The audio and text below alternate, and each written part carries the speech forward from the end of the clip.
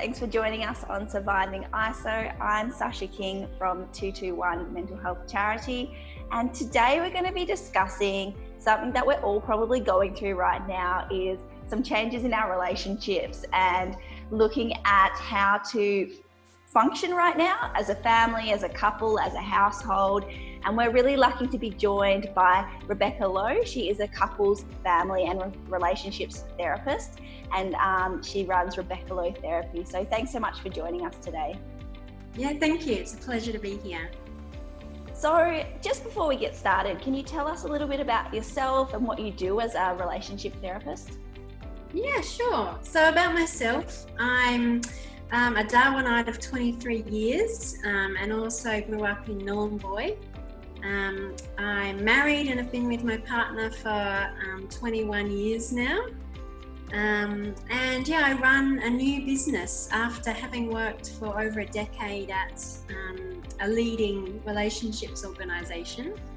And my new business, as you said, Rebecca Lowe Therapy, and I work with and love working with individuals as well as couples and children, to do with everything around our relationships, how we relate to the world around us, our lives, our family members, our children, partners, everything, all wrapped into our mental health as well. Yeah, absolutely. I guess it's all interacting, isn't it? Absolutely, yeah. So I guess to start with is that, you know, people are managing a lot of change right now, not just because of the world, but also because of their household. So we're having a lot of different dynamics in relationships in a house full of people. What is sort of the first thing that we should do as a household to sort of manage that and keep our relationships positive? Yeah, my first bit of advice is to absolutely ramp up being considerate, to be considerate of each other and to really consider what it is that we are,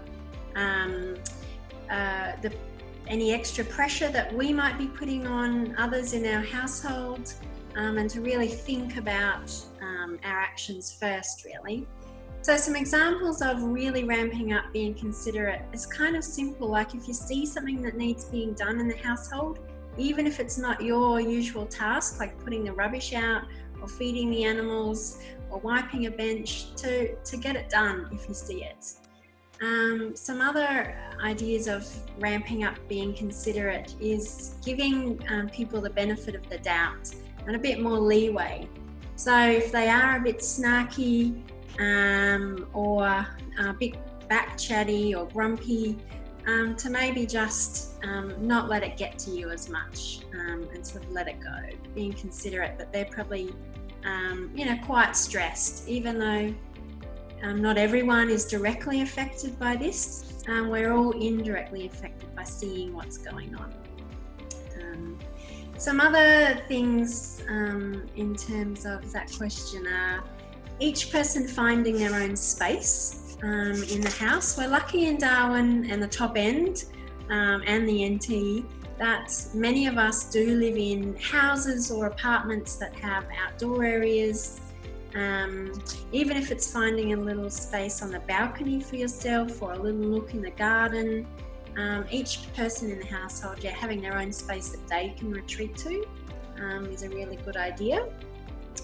Some other ideas are to really build in family fun wherever you can. You know, this might be all taking a bike ride together instead of individually, or making a special breakfast for people, pulling out the board games, those sorts of things. Yeah, some really great ideas there. And I guess you did mention that everyone is a bit stressed right now. So it's really easy to do those things when you're feeling really good as a family or a household. But what about when we're all a bit stressed and we are getting a little bit frustrated with each other? What are some ways that we can maybe avoid or mitigate some conflicts that might be going on? Absolutely. So what I suggest, the very first thing to do to avoid, mitigate or reduce the impact of conflict is for each person to acknowledge that there's extra stress for everyone. Like, it really makes a difference if each person can say, okay, yeah, I am feeling stressed or a bit overwhelmed, And that's every person, whether they're 6, 16 or 46.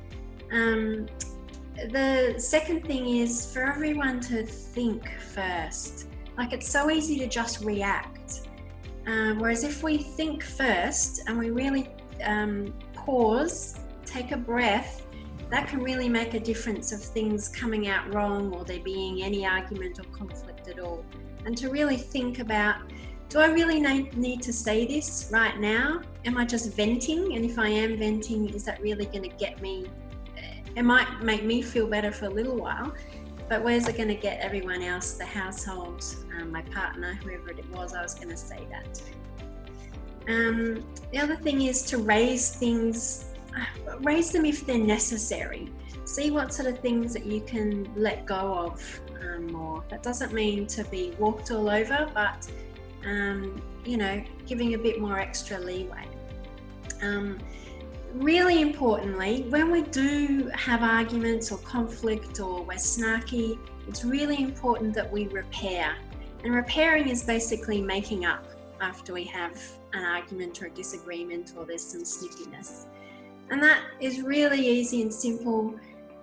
They're really easy, simple things to do, but it actually takes a bit of effort. And that's sort of like digging deep and going, okay, I want to make up with this other person. And look, saying sorry for what we really need to say sorry for, even tiny things. Just giving the person a hug and saying, I still love you, even though I'm annoyed at, X, Y, Z. And the other things to reduce conflict are to help create a better family atmosphere or better household atmosphere. And that, that's about each person being extra nice and thoughtful to each other. This is a situation that none of us have chosen to be in. This is not anyone's fault. So there's no point sort of being angry and blaming people. I think that, again, a lot of really great tips, but what about people who are feeling like, well, me and my partner or my family or my household, we're all living together 24/7. Some might be out of work, some might be working from home. And when it gets to the afternoon, you haven't been out of the house, you haven't, done something different from each other, and you've seen each other all day. So this can maybe seem for some people a little bit, boring. How can people still keep that sort of excitement in a relationship? Yeah, it absolutely can seem boring and mundane and repetitive. And that's because a lot of our life tasks are repetitive. That's sort of how it is. And before I get to that, I just want to sort of challenge the idea that lots of people hold that there has to be excitement all the time. Or, if the excitement has dropped in their, couple relationship for a few weeks or a month, they get really worried and think this is the end. But things don't always have to be exciting.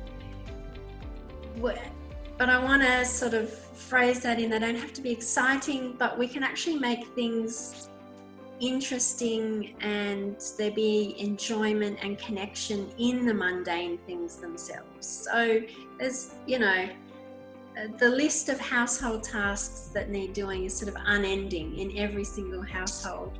And so we actually have the opportunity, we're stuck together, we can actually make the most of it and make some of these things a lot more fun, like doing the dishes together while dancing to music, or each person, choosing the next song while they do the dishes.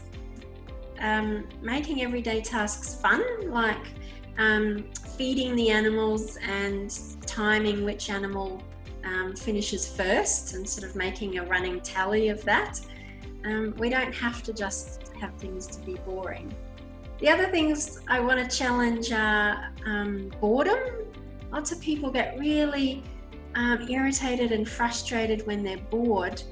But being bored isn't such a bad thing. Being bored means, hey, I'm not super busy. I can actually rest. I can relax. I can do some, thinking or some reading that I was going to do, months and months ago. But in terms of, everyone stuck in the house together, maybe not getting out absolutely not getting out as much, just encourage everyone to be really creative. Like, there are so many people out there who are being creative, and they're giving us ideas, like the family driveway photo shoots. I mean, what a great idea. Make this memorable. This is probably never going to happen in our lives again. Teach each other skills. If you're really good at something, like you know a little bit of French or a little bit of Spanish, teach someone else in the household. Or if you can do a bit of calligraphy, teach someone else to do that. I think that's challenging our view on, do we need these extra elements in our relationship when we can do the same things and still have a really great relationship, and it still be fun without like these words, these weird associations we have, these words or expectations we have. What about or the need to go out all the time? Yeah, absolutely. Sort of like fill that space with something else rather than sort of finding fun ways to do what we're doing already. Yeah, exactly. But what about people who are finding it just really hard to like have talking points? I know this, when you've been with someone all day and you're feeling tired because you haven't been out and you haven't been doing your normal routine, and you sit down and you're like, oh, what did you do today? And then you're like, oh, I was sitting next to you today. Well, I loved this question, Sacha, because there's actually so much to talk about, but there's also, it's okay to not talk. Silence is okay. Like, there's this term companionable silence. We don't have to fill, each moment with talking. However, it is good to talk, and we want to talk. I would really encourage people to revisit topics they've already talked about, because our opinions change, our views and ideas change, our favourite things change. You might think that, because you've been with someone for, 2 or 5 or 10 years, or obviously raised your children, you kind of know what they do and don't like, but check in and ask, what is your favorite movie these days? And the other thing is to maybe take turns to look up talking topics, such as different countries and what's going on there, not just at the moment, because that's all relatively bad news. But the social history of a country, its cultural history, its environment, as a talking topic. Did you know such and such about Venezuela, or something like that? Or what ifs. I love what ifs. One of my favourite talking topics used to be, I've probably done it to death now, is, what if we won $1 million, which isn't that much anymore, but what if we won $10 million? What would you do? Or what if you could really do the things you wanted to do in life? What would they be? How would things be different? Or what if we really actually grew and developed from this experience? What might change about us, about you, or about society? What if things are quite different after this is all over? What might it be?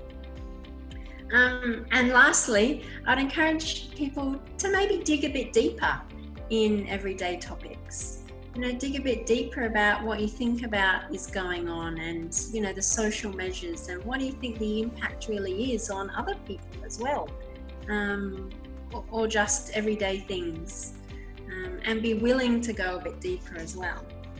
So what about the other side? People who are really struggling in their relationships right now, people who are feeling pretty unhappy with their relationship, but they're unsure if this is ongoing unhappiness, or it's because of the pressures of, being together all the time, or it's because of the stresses of COVID-19 around us.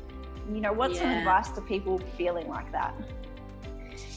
Yeah, my advice, is it just depends on everyone's situation, but generally it's a good thing not to make sudden decisions.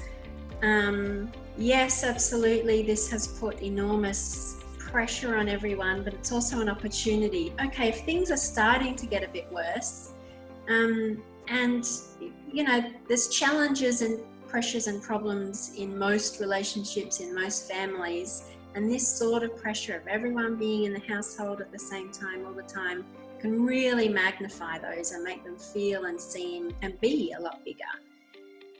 So, try and avoid, unless you really have to make any rash or sudden decisions. And another thing is to really have a look at what was going on before. How were we getting along? Like, was there teamwork happening? Is this person that I'm with and, the people that I'm living with, my parents, my children, are they a decent person? Like, I think we can lose sight of that. And because most people, almost everyone, the vast majority are decent people. And I think that can really help. And another thing is, all of the things I've been talking about in terms of, connecting more, giving each other more space, negotiating more, being clearer about what we do need rather than just letting people second guess. Oh, okay, you've gone off in the car for a few hours. I guess you need space. Like, let people know. The other thing is, there is mountains of help and assistance out there, absolutely mountains. And it is confidential and it is okay. And it's generally safe for everyone to do. And if things are not safe in your household, like there is family and domestic violence that goes on. And everyone being in the same house is going to put pressure on that. If you are finding that you're lashing out, or if you are seeing people kind of a bit scared or wary of your behaviour, like, take responsibility for that. And reach out to 1-800-RESPECT or Lifeline or any of the counselling or support services up here. Yeah, I think that recognition of it's okay to reach out for help if you are struggling in this time. It's actually a time where you have a lot of permission to reach out for help because everyone is stressed. Heaps. I love that. It's absolutely, like, we've always got permission, but absolutely right now, there's never been a better time. Like, everyone's under stress and pressure. Yeah.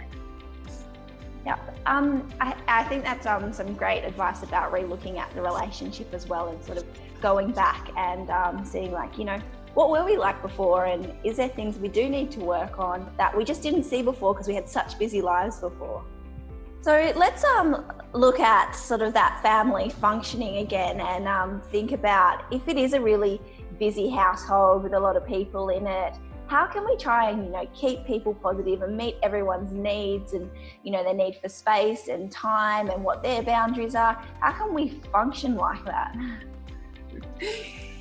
The absolute first thing I want to say about meeting everyone's needs is most of the time we can't. What I think is helpful is if each person in the household, no matter who they are, if we each actually take responsibility to keep that in mind. Okay, it's not all about me. I am living in a family and a household. I am one part of this system, this little local community. I would hope that then that would help everyone to not think, I need my time, this is about me, I want to, go off and do my thing now, or I absolutely need my space, or I want everyone to come together right now. So that's the first thing. The next thing is, it needs effort. Like, this is all needing everyone to pull together and make extra effort. Like I said, extra effort to be considerate, to be nice, to be kind, to do more for each other, to give everyone much more benefit of the doubt, but extra effort from each person. And I just encourage everyone to take responsibility for what you can. Like, if you can keep yourself occupied, great, keep yourself occupied. If you can keep out of other people's way when they're studying, when they're working, when they're wanting their own space, how about you do that? The other thing is, which is a usual thing, but just needs to happen even more now, is balancing time together, time apart, time in family pairs. But we need to talk about it and be really specific. Such as, hey, let's all come together in the lounge room, this evening or tomorrow morning or whatever, and just check in with each other, see where everyone's at, what does everyone need, how can we work that out? Each person having time to get out of the house. For the parents to actually get out of the house together, go grab a takeaway coffee, drive somewhere and have it. Yeah. There's no easy answers, and it really does all take everyone pulling together. Yeah, I really like that notion of what can you take responsibility of? So for me, I quite often think what can I do for other people? And something I could do for other people is just by, creating my own space or, keeping myself busy or keeping myself entertained so I'm not interrupting other people's space. So it's something taking responsibility for myself, but that actually helps everyone else. Absolutely. So I've got one last question for you, Rebecca, and that is just, what is sort of a few takeaway points or messages for people who are really trying to just improve their relationships and keep a functioning household in this time? Yeah. Nothing just happens by waiting for it to happen. If we want something to be healthy, to be strong, to be robust, whether it's our family life, our couple relationship, our relationship with our parents or our siblings, or our physical health, we have to take intentional steps. We have to think, okay, what do we need to do? What do I need to do? What can I do? And actually doing it. So that's, the first thing. The other is to purposely build in fun where you can. To purposely build in making jokes of things when they are really hard. And to be silly. And I want to end with everyone who does have pets, whether it's, cats, several dogs, a bird, rabbits, really enjoy them at this time. I've heard from lots of people that their animals in the household have been, really quite a relief. So, and we can do that obviously by, everyone's talking about walking their dogs. We can do that by, spending extra time cuddling them, enjoying them, but also sharing as a family, hey, what do you love about our dog? Or what do you think is the best feature of our cat? And really connecting over that. Yeah, awesome. I love that sort of just finishing up with talking about, our relationships, but also that having fun still and finding ways for things to be fun and silly and enjoyable even when stress is around us. Yeah. Take that pressure off. Thank you so much, Rebecca, for joining us. That's Rebecca Lowe from Rebecca Lowe Therapy. It's been such a pleasure having you, and I'm sure we've all learnt a lot. I've got a few things that I'm definitely going to implement in my household. Thanks everyone else for joining us on Thank You for Improving Wellness Surviving ISO series. See you next time.